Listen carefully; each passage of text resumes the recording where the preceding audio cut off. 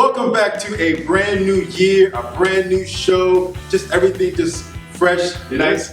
We're back for another season of ITW show that's going to help you enhance instruction through innovation. We are back with a brand new episode, and we're glad to be here. Exciting. Today we're talking digital citizenship again, but we're going to focus on educate.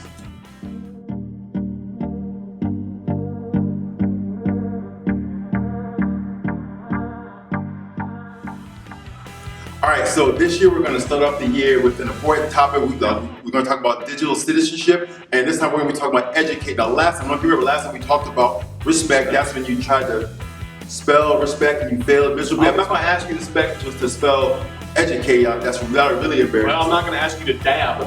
Okay, it seems like you like to dab and do your Cam Newton dances, but whatever. Touche. But guys, we are talking digital citizenship. We are talking the educate pillar, and the three elements are digital commerce, digital communication, and digital literacy.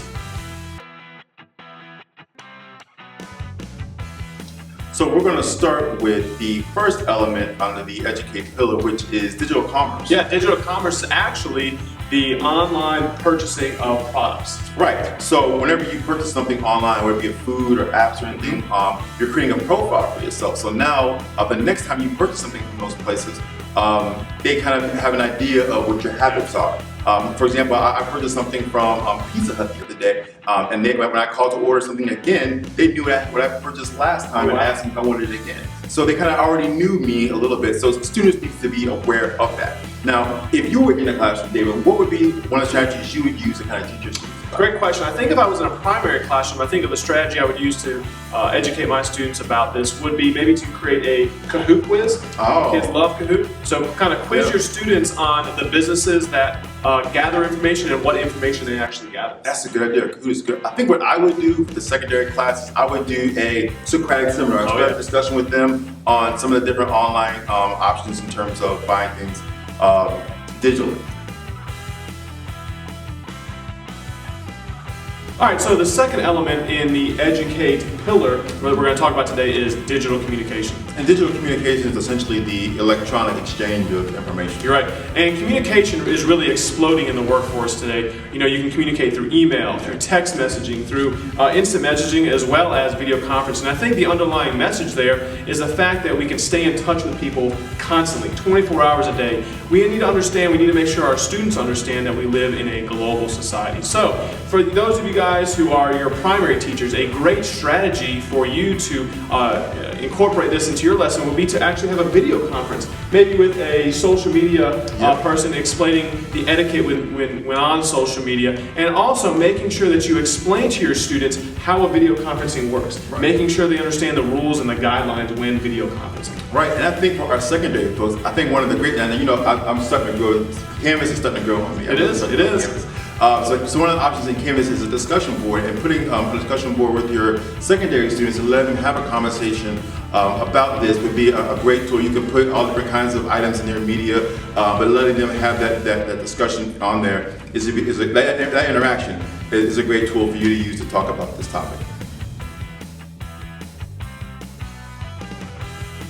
So the final element for the educational pillar is digital literacy. Yeah, digital literacy is basically just the skills that our students need to be able to function in the digital world. Right. I mean, imagine the example of your supervisor, somebody directly asking you to upload something to the cloud. Well, if you don't know what upload means, if you don't know what the cloud means, now you're going to be in big trouble. So we want to make sure that our students are aware of some of these kind of literacy. So there's a lot of different ways you would do it. How would you go about the primary? Great question.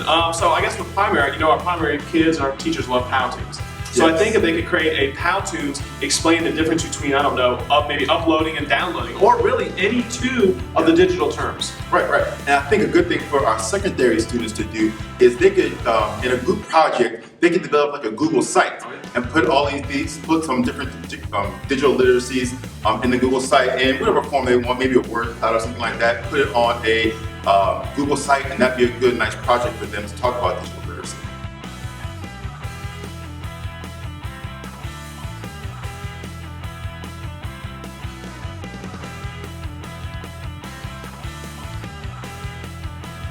All right, well, hopefully you guys got some good information on how you can talk to your students about digital citizenship. We talked about this week's pillar of educate, and we try to give you guys some good ideas where you can begin talking that, opening the discussion with your students.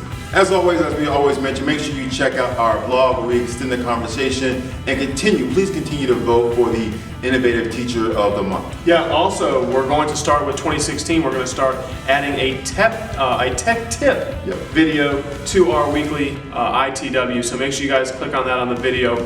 And if you want us to go over something on tech tips, or something you want to learn about your email, or about Google Chrome or Google Apps for Education, let us know. And the way you can do that is by connecting with us on our Twitter. Our handle is @CMS to the Core, or you can shoot one of us an email at our CMS Learns email address.